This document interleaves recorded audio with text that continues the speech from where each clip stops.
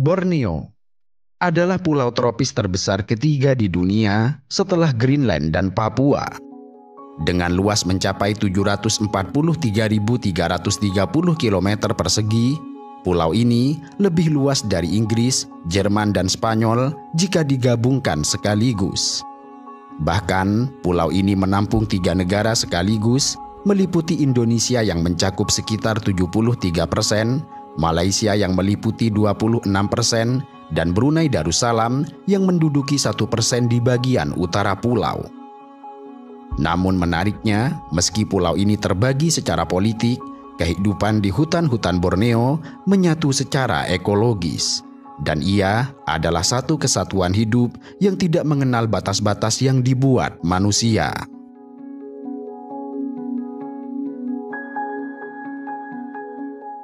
Borneo, yang berasal dari nama Kesultanan Brunei, adalah nama yang dipakai oleh penjajah Inggris dan Belanda untuk menyebut pulau ini secara keseluruhan.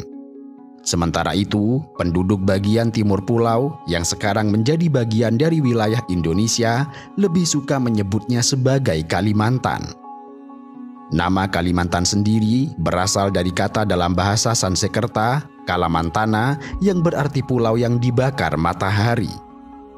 Kendati demikian, dalam kenyataannya, Kalimantan bukanlah tanah gersang yang terbakar terik. Ia adalah bentang tropis yang lembab, hijau, dan nyaris tidak tersentuh. Sebuah kerajaan hujan, kabut, serta keheningan. Secara geografis, Borneo didominasi oleh dataran rendah dan hutan tropis lebat. Diselingi pegunungan, sungai-sungai besar, dan rawa gambut yang kaya akan karbon. Pulau ini menyimpan kekayaan flora dan fauna yang tidak tertandingi dan memiliki kekayaan budaya yang diwariskan dari generasi ke generasi yang telah menetap di pulau ini sejak ribuan tahun. Itulah mengapa Borneo menjadi semacam dunia dalam dunia yang menyimpan lebih dari 15.000 spesies tumbuhan berbunga, 3.000 jenis pohon, ratusan spesies mamalia dan burung, serta ribuan spesies serangga yang belum sepenuhnya dikenali. Karena itu, tidak berlebihan jika Borneo disebut sebagai mahakarya alam dalam arti yang sesungguhnya. Hutan ini telah menyumbang kekayaan hayati yang bernilai tinggi bagi dunia. Wilayah ini sering disebut sebagai laboratorium hidup karena setiap ekspedisi ilmiah kerap menemukan spesies baru. Hutan-hutan tropis Kalimantan atau Borneo adalah salah satu yang tertua di dunia, dengan usia lebih dari 130 juta tahun, yang berarti lebih tua dibandingkan hutan Amazon.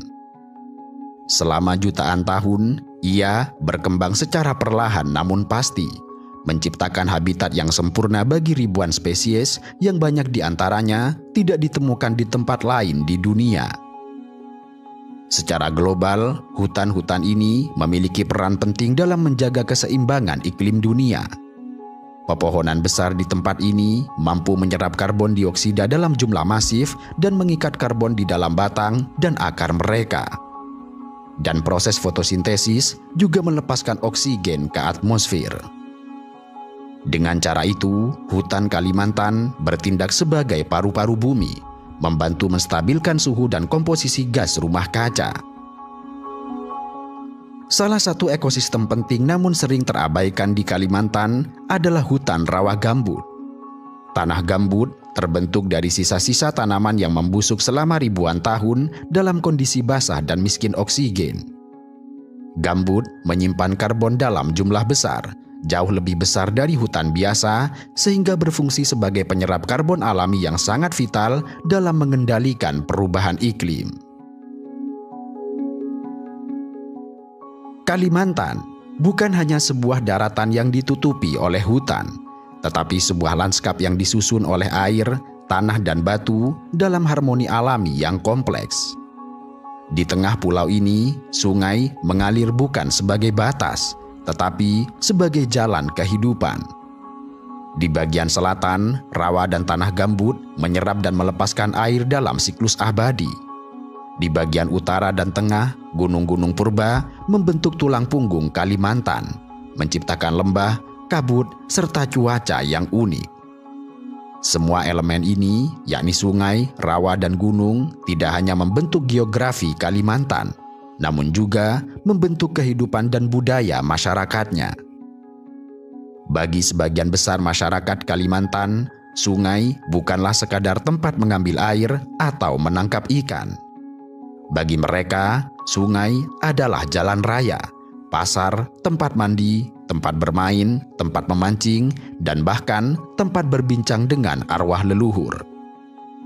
Sebelum jalan darat dan aspal menyentuh pedalaman Kalimantan, sungai sudah lebih dulu menghubungkan manusia dengan hutan, desa dengan desa, dan budaya dengan budaya. Sungai Kapuas yang mengalir sejauh lebih dari 1143 km adalah sungai terpanjang di Indonesia dan menjadi tulang punggung Kalimantan Barat. Sungai ini membelah kota Pontianak dan menghubungkan ratusan desa, menyusuri hutan tropis, rawa gambut, serta pegunungan. Dari sungai inilah ribuan masyarakat menggantungkan hidup mereka, mulai dari nelayan hingga para pedagang. Sungai Barito juga tidak kalah mengagumkan. Sungai ini mengalir dari hulu di Kalimantan Tengah hingga ke muara di Banjarmasin, Kalimantan Selatan. Ia menjadi jalur utama transportasi barang dan orang, dan juga merupakan habitat bagi bekantan serta spesies air tawar langka lainnya. Lalu Sungai Mahakam yang mengalir melalui Kalimantan Timur menjadi nadi ekonomi dan budaya di wilayah tersebut. Sungai ini dikenal sebagai rumah bagi lumba-lumba air tawar yang langka yang dikenal sebagai pesut Mahakam. Sungai-sungai ini tidak hanya besar dalam ukuran, tetapi juga dalam makna. Beragam festival rakyat seperti Festival Sungai Kapuas atau Lomba Jukung Hias di Banjarmasin memperlihatkan bagaimana sebuah sungai telah menjadi pusat kebudayaan dan perayaan. Tetapi, Borneo atau Kalimantan tidak hanya menjadi rumah bagi keanekaragaman hayati, karena ia juga menjadi rumah bagi manusia. Di sanalah hidup suku Dayak, Banjar, Kutai, Bulungan, Tidung, Paser, dan berbagai kelompok etnis lain, yang masing-masing dengan bahasa, adat, dan kisah leluhur mereka sendiri. Banyak dari mereka yang hidup berdampingan dengan alam, meyakini hutan sebagai ibu, sungai sebagai ayah, dan gunung sebagai penjaga arwah leluhur. Dari rumah panjang hingga tari perang, dari upacara panen hingga ritual penyembuhan, budaya Borneo atau Kalimantan adalah warisan berlapis-lapis yang terus bertahan meski zaman berganti. Di balik rimbun hutan dan derasnya sungai-sungai itu, hiduplah masyarakat yang telah mendiami pulau ini sejak ribuan tahun yang lalu. Mereka bukan pendatang, bukan penjajah, dan bukan pula penakluk tanah. Mereka adalah bagian dari tanah itu sendiri. Mereka bukan sekedar penghuni hutan, tetapi penjaganya. Mereka bukan sekedar pemburu atau petani, tetapi ahli kosmologi, pendongeng, penjaga adat, dan pengembara filosofi hidup yang berakar dalam alam. Merekalah suku-suku asli Kalimantan, masyarakat adat yang selama berabad-abad telah membentuk jalinan kehidupan yang selaras dengan alam. Pada suatu waktu, hutan-hutan di Kalimantan hanya mengenal suara ranting yang patah, desir sungai yang mengalir, dan nyanyian burung yang berkicau dari tajuk pohon. Namun, seperti banyak mahakarya alam lainnya, keindahan dan kemegahan hutan itu kini berada di ambang kehancuran.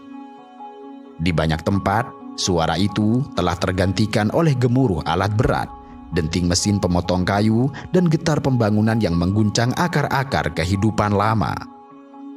Modernisasi telah memasuki Kalimantan dengan cepat, masif, dan seolah tidak sabar. Dan disinilah pertemuan antara dua dunia terjadi. Satu dunia dengan tradisi yang lambat, bijak, dan menyatu dengan alam.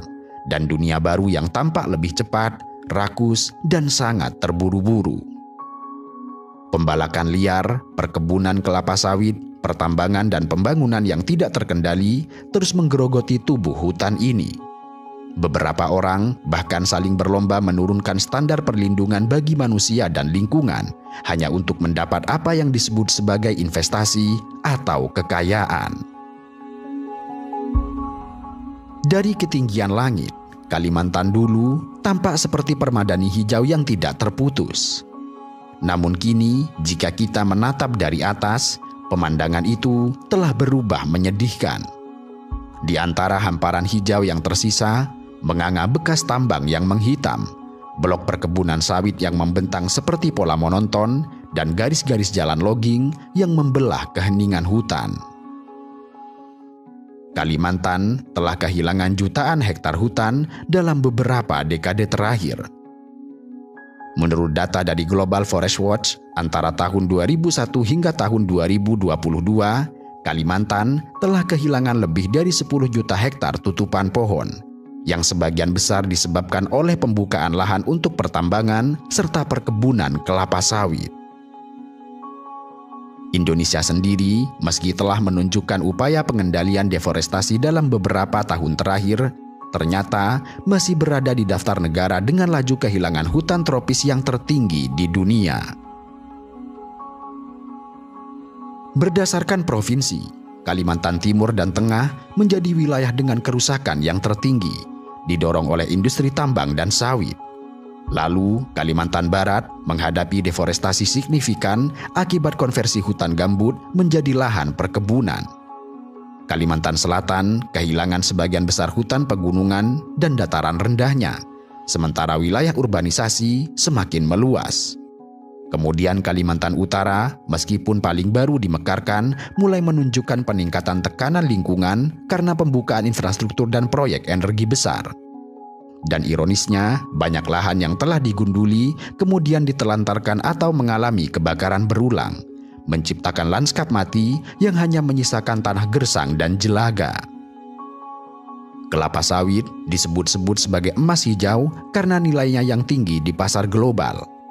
Kendati demikian, di Kalimantan, sawit seringkali berubah menjadi sebuah kutukan. Ini terjadi karena perusahaan besar menguasai ratusan ribu hektar lahan, menggusur hutan hujan yang telah berdiri selama ribuan tahun. Banyak izin diberikan di atas lahan hutan adat, rawa gambut, dan bahkan kawasan konservasi. Dan pada gilirannya, ini berdampak langsung terhadap kehilangan habitat satwa liar, termasuk orangutan, gajah, macan dahan, dan berbagai jenis burung langka. Hal ini juga menyebabkan banyak konflik dengan masyarakat adat, karena batas-batas wilayah adat tidak diakui secara hukum dan mudah diserobot oleh kepentingan korporasi. Ini masih ditambah lagi dengan pencemaran air, karena limbah dari pabrik sawit dan tambang seringkali dibuang ke sungai-sungai tanpa pengelolaan yang memadai. Selain itu, salah satu konsekuensi paling nyata dan menyiksa dari deforestasi di Kalimantan adalah kebakaran hutan dan lahan gambut. Setiap musim kemarau, kabut asap menyelimuti kota-kota di Kalimantan, bahkan menyebar ke negara-negara tetangga seperti Malaysia dan Singapura. Kebakaran ini bukan murni bencana alam. Sebagian besar karena dipicu oleh pembukaan lahan dengan cara dibakar, sebuah metode cepat dan murah yang digunakan oleh perusahaan besar maupun perorangan. Dan akan halnya kelapa sawit, tambang batu bara dan emas juga memberikan dampak yang merusak. Lubang-lubang tambang yang terbuka, di mana banyak di antaranya yang tidak direklamasi, menjadi jebakan maut bagi manusia dan satwa liar. Di banyak tempat, lubang tambang berubah menjadi danau beracun yang tidak bisa digunakan untuk melakukan apapun. Bagi masyarakat adat, hutan adalah segalanya.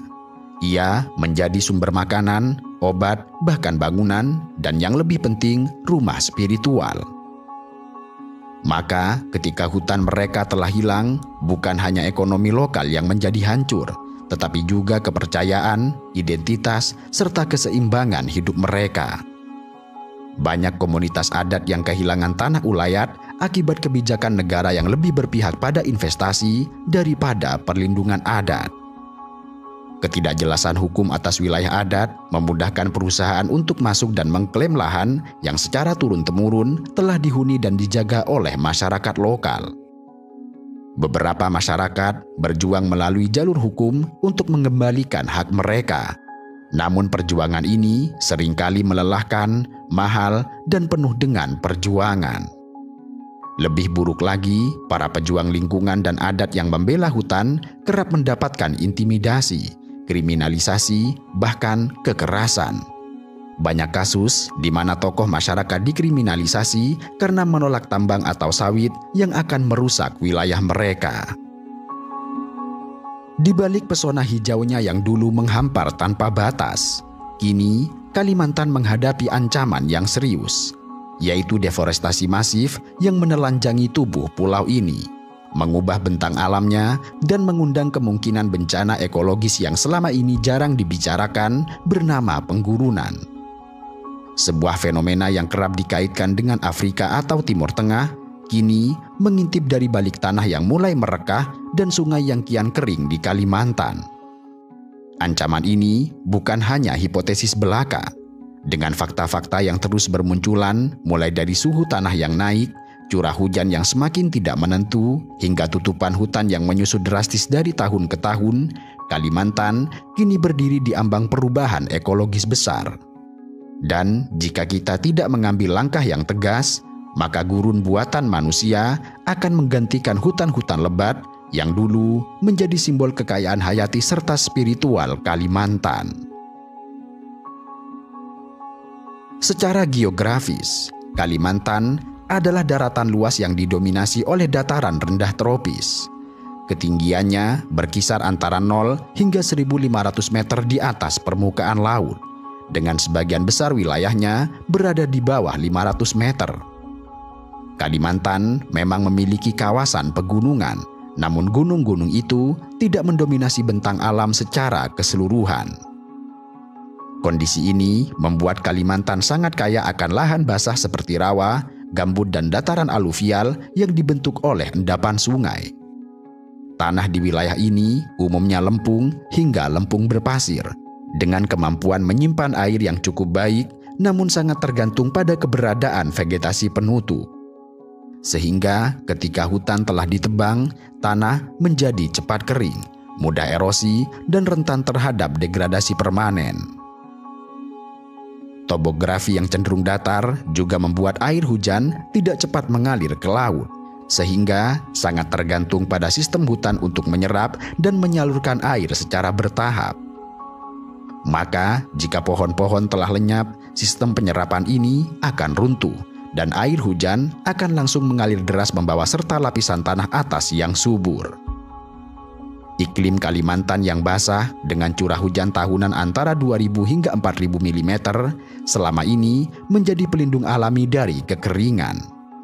Namun, perubahan iklim global dan pembukaan lahan besar-besaran telah menyebabkan ketidakteraturan pola hujan, menjadikan beberapa wilayah Kalimantan menghadapi musim kemarau lebih panjang dari biasanya. Dan inilah yang menjadi awal dari potensi proses penggurunan. Penggurunan atau disertifikasi umumnya dikaitkan dengan kawasan kering dan semi kering, seperti gurun Sahara atau padang stepa Asia Tengah.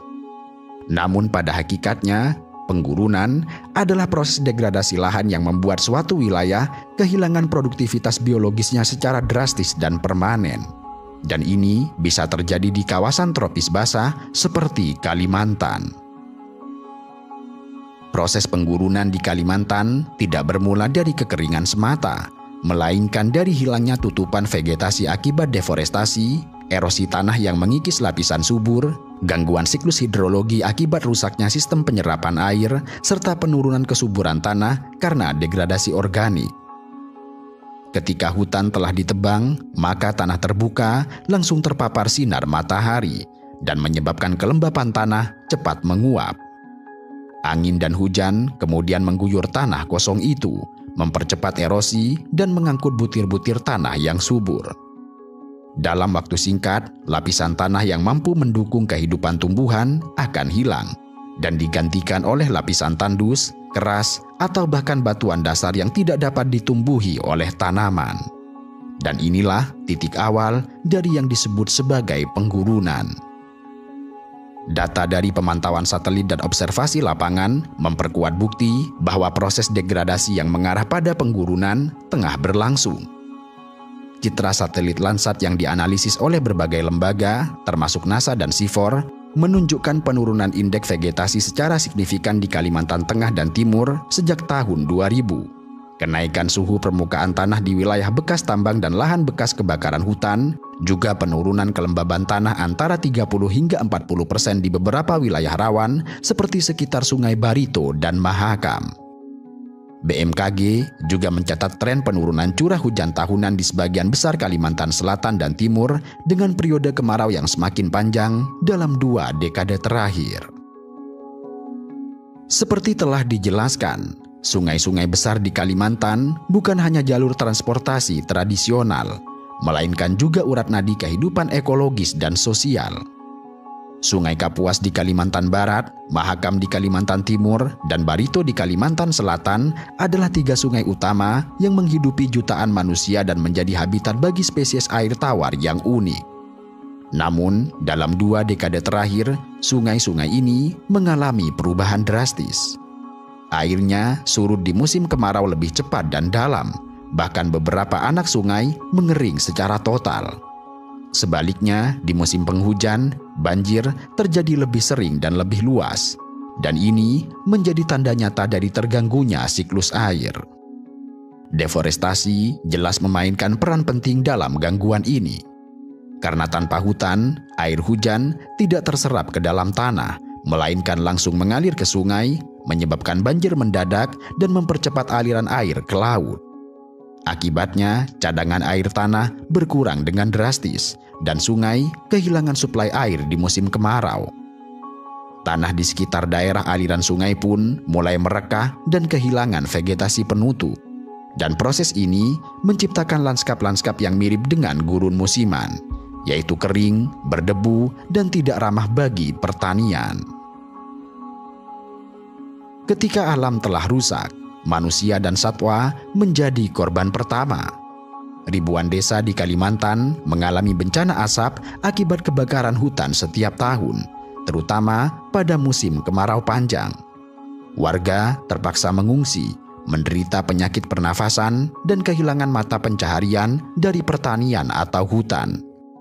Di sisi lain, hilangnya hutan membuat satwa liar seperti orangutan, macan dahan, gajah kerdil Kalimantan, dan beruang madu kehilangan habitatnya. Mereka terdorong masuk ke pemukiman, mencari makanan, dan seringkali dibunuh karena dianggap mengganggu. Maka, lingkungan yang tadinya penuh dengan keanekaragaman hayati berubah menjadi padang ilalang dan semak belukar yang mudah untuk terbakar. Proses ini mempercepat siklus degradasi dan menimbulkan kondisi yang sangat mirip dengan padang tandus di kawasan semi-arid. Dan dalam konteks ini, penggurunan bukan sekedar hilangnya lahan hijau, tetapi juga runtuhnya jaringan kehidupan. Simulasi dari Pusat Penelitian Kehutanan dan BMKG menunjukkan bahwa jika tren deforestasi dan perubahan iklim terus berlanjut, maka sebagian besar wilayah daratan rendah Kalimantan akan mengalami penurunan kemampuan ekologis hingga 60% pada tahun 2045. Dan ini berarti lahan yang dulu subur berubah menjadi habitat yang tidak mendukung bagi kehidupan secara optimal. Pengalaman di tempat lain telah memberikan cermin. Gurun Sahel di Afrika terbentuk bukan hanya karena iklim, tetapi karena deforestasi dan pengembalaan yang berlebih. Di Mongolia dan Cina Utara, kawasan gurun tumbuh akibat kombinasi perubahan iklim serta pembukaan lahan besar-besaran. Maka, jika kita tidak mengambil pelajaran dari kasus-kasus ini, maka boleh jadi Kalimantan akan mengalami skenario yang serupa.